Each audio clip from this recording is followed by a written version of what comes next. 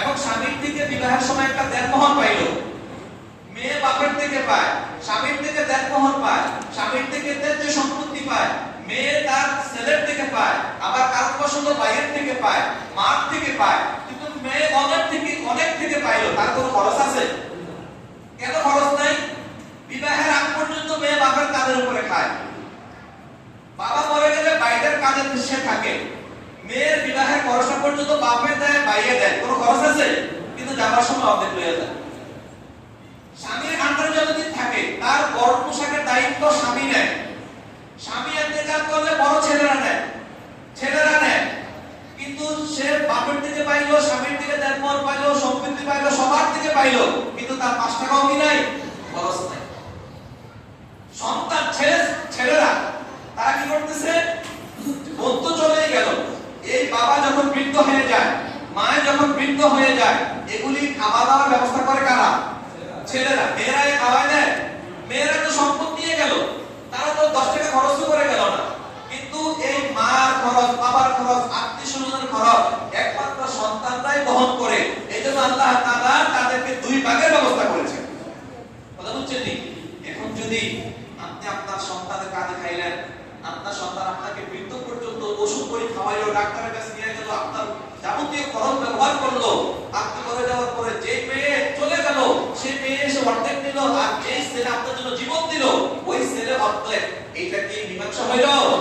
তখন ভাইয়ে আর বোনের মধ্যে দ্বন্দ্ব চলে আসবে। ভাই মনে করবে যে তুই হইছ, তার মানে তুই আমার সম্পত্তির অর্ধেক নিয়ে যাওয়ার জন্য দুনিয়াতে আসছ, তোকে গলা টিপে মেরে ফেলবো। তখন ভাইয়েরা বোনদেরকে আক্রমণ করবে, তোর কারণে আমার সম্পদ অর্ধেক হয়ে যাবে। এদের জন্মের সময় লবণ খাওয়া লাগলো ভাইয়েরা। কথা বুঝছেন নি? এইটা কোরআনের সাথে ডাইরেক্ট সাংঘর্ষিক। সূরা নিসার 11 নম্বর আয়াতে আল্লাহ বলেছেন, নারীদের আর পুরুষের সম্পত্তি ভাগ হলো, ছেলেরা 2 ভাগ পাবে, মেয়েরা কি 1 ভাগ পাবে। আমাদের এই নাস্তিক মোরতাদ নারীরা তারা যাচ্ছে সমান অধিকার। নাউযুবিল্লাহ। এটা কেউ মেনে নিতে পারবে না, এটা আমরা মানবে না। কেউ মানবো না, এটা মানবে না কেউ। কিন্তু তারা আমাদের দেশের মধ্যে একটা দাঁড়া হাতামা লাগানোর জন্য এই পায়তারা করতেছে। 1 নম্বর। 2 নম্বর হলো আল্লাহ রাব্বুল আলামিন একটা পুরুষকে সর্বোচ্চ কয়টা বিবাহের অধিকার দিয়েছেন? 4টা। এখন এটা কি 4টা করতেই হবে নাকি আল্লাহ জায়েজ করেছেন? 4টা বিবাহ যে করবে এটা কি শর্ত সাপেক্ষে না শর্তবিহীন? শর্ত সাপেক্ষে। শর্ত সাপেক্ষে কি? যে একটা পুরুষ যদি তার শারীরিক শক্তি থাকে, তার শারীরিক শক্তি, মানসিক শক্তি, এবং তার যদি 4টা স্ত্রী পালন করার যদি ক্ষমতা থাকে, তার যদি অর্থ সম্পত্তি থাকে, এবং 4টি স্ত্রীর মাঝে সে ইনসাফ বন্টন করতে পারবে সঠিকভাবে, ন্যায়ভিত্তিক ইনসাফ বন্টন করবে, তখন আল্লাহ তাআলা ওই পুরুষকে অপশন দিয়েছেন, ইচ্ছা করলে সে 2টা 3টা 4টা বিয়ে করতে পারবে। আল্লাহ তাআলা বলেন নাই যে তুমি 4টা বিয়ে করতেই হবে।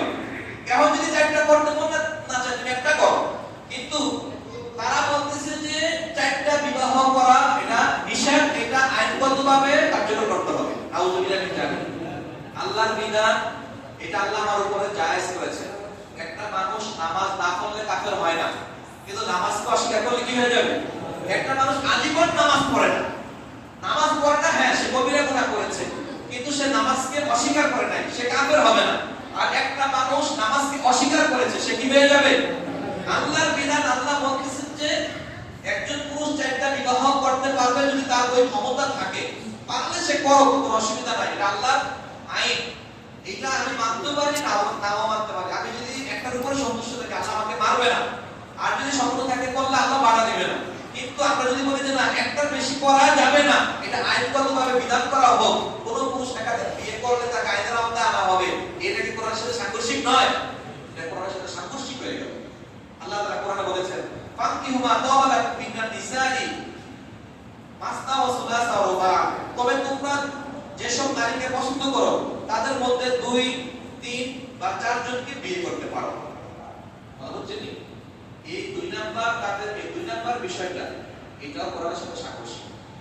3 নাম্বার হলো আরেকটু জঘন্য, এটা হলো দেহ আমার সিদ্ধান্ত আমার। নাউযুবিল্লাহ মিন যালিক বলেন। কথা নাউযুবিল্লাহ বলতে পারলেন না? আপনার স্ত্রী যদি বলে আমার দেহ আমার সিদ্ধান্ত, আমি তোমাকে দেই বা কাকে দেই এটা তোমার জানার দরকার নাই, এটা মানবে?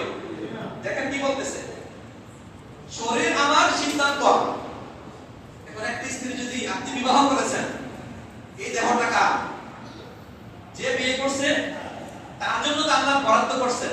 এখন বেনে যদি কয় যে না, দেহ আমার, সিদ্ধান্ত আমার, আমি তোমারও দিতে পারি, এই দেহ তোমাকেও হস্তান্তর করতে পারি, বা তোমার নিকটে থাকা অবস্থায় অন্য কারোর নিকটে হস্তান্তর করতে পারি, অন্য কারো এই দেহ ব্যবহার করতে পারবে, এই কথা কি কোরআনের সাথে সাংঘর্ষিক কিনা?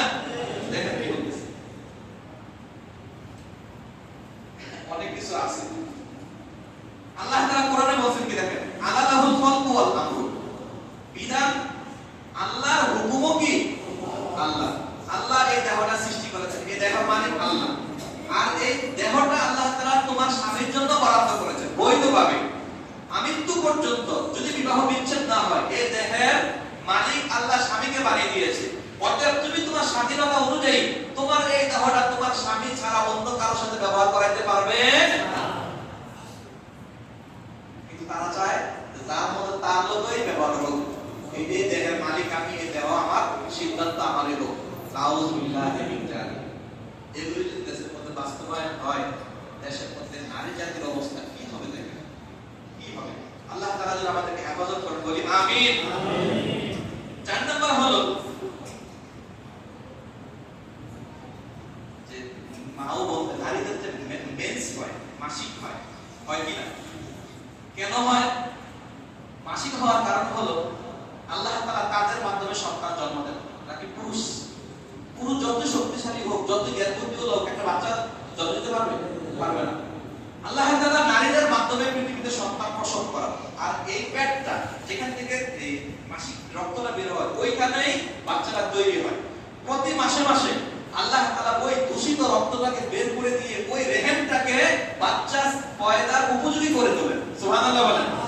এই যে রক্তটা বের হয়, এটা দূষিত রক্ত, কালো রক্ত। এই রক্তটা তার দেহে থাকলে তার বিভিন্ন রোগ বিমার হবে, তার ওই বাচ্চা পয়দা হওয়ার স্থানটা মানে অকেজ হয়ে যাবে, এটা ঠিক থাকবে না। এজন্য প্রতি মাসে 3 দিন 4 দিন 10 দিন পর্যন্ত এই দূষিত রক্তটাকে বের করে আল্লাহ ওই স্থানটাকে পরিষ্কার পরিচ্ছন্ন রাখেন, বাচ্চা তৈরি হওয়ার উপযোগী করে দেন। এখন তারা বলে মাসিকের সময় স্বামীরা স্ত্রীদের কাছে না যাইয়া স্ত্রীদেরকে ঠকাচ্ছে। নাউযুবিল্লাহি মিন যালিক। তারা কয় যে মাসিকের আগে পরে যেতে হবে, স্বামী মেলামেশা করে এই মাসিকের সময় করতেই। আর কয় বলে নাউযুবিল্লাহি মিন যালিক। এই কৌশল বোঝাতি। আল্লাহ তাআলা কোরআনে কি বলেছেন? আল্লাহ তাআলা কোরআনে বলেছেন ইয়াসআলুনাকা আনিল মাহিদ। রাসূল তারা লোকেরা এসে আপনাকে হায়ের সম্পর্কে, মেদ সম্পর্কে জিজ্ঞাসা করবে। কুল হুয়া আদা, আপনি বলে দেন এইটা নোংরামি, এটা পচা, এটা ময়লা। ফাতাজিলুন নিসা আফিল মাহিদ, এই অবস্থা তোমরা নারী